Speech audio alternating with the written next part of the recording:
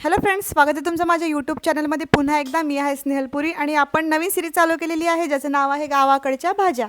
आणि आज आहे पार्ट 5 आणि आज आपण बनवणार आहोत कारल्याची भाजी.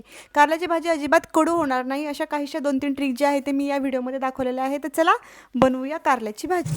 तर सर्वात अगोदर कारले स्वच्छ धुवून घ्यायचे पाण्याने, नंतर त्याची अशी साल काढून घ्यायची. ही आहे पहिली ट्रिक. त्याच्यामुळे कारल्याची भाजी जी आहे ती थोडीशी म्हणजे कमी कडू होते. त्यानंतर अशा प्रकारचे त्याचे स्लाइस करून घ्यायचे आहे. अशा प्रकारे आपण कारले जे आहे ते कट करून घेतले. आता आपण एका कढईमध्ये पाणी गरम करून ठेवायचं. दीड ग्लास अंदाजे टाकलं आहे. त्याच्यानंतर कारल्याला मीठ लावून ठेवायचं आहे. त्याच्यामुळे याचा कडसरपणा खूप कमी होतो.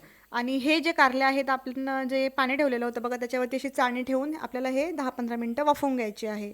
आणि अशा प्रकारे चेक करायचं आहे कारलं झालं की नाही आहे. जेव्हा असं ते तुटेल ना कारलं, तेव्हा समजायचं की कारलं झालेलं आहे.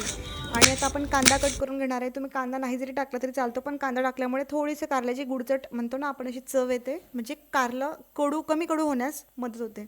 आता यात 3-3.5 पळ्या टाकलेल्या आपण तेलाच्या. त्यात जिरं, मोहरी, लसूण, कांदा हे आता आपण परततोय. आणि हे लालसर झालं थोडंसं की त्यात आपण हे जे कारलं आहे बघा अगोदरचं शिजलेलं, तर त्या कारल्याचं पूर्ण आपण अंश काढून घेणार आहे. म्हणजे त्यातलं मीठ पाणी सगळं काढून घेणार आहोत. आणि हे कारलं आपण तेलाच्या त्या फोडणीमध्ये टाकणार आहोत. तर जिरं, मोहरी, लसूण, कांदा चांगला परतला की त्याच्यामध्ये आपल्याला हळद आणि तिखट हे टाकायचे. तर आता आपण इथं ॲड करतो आहे लाल तिखट आणि हळद. याला आपण चांगलं भाजून घ्यायचं आहे एखादी मिनिट.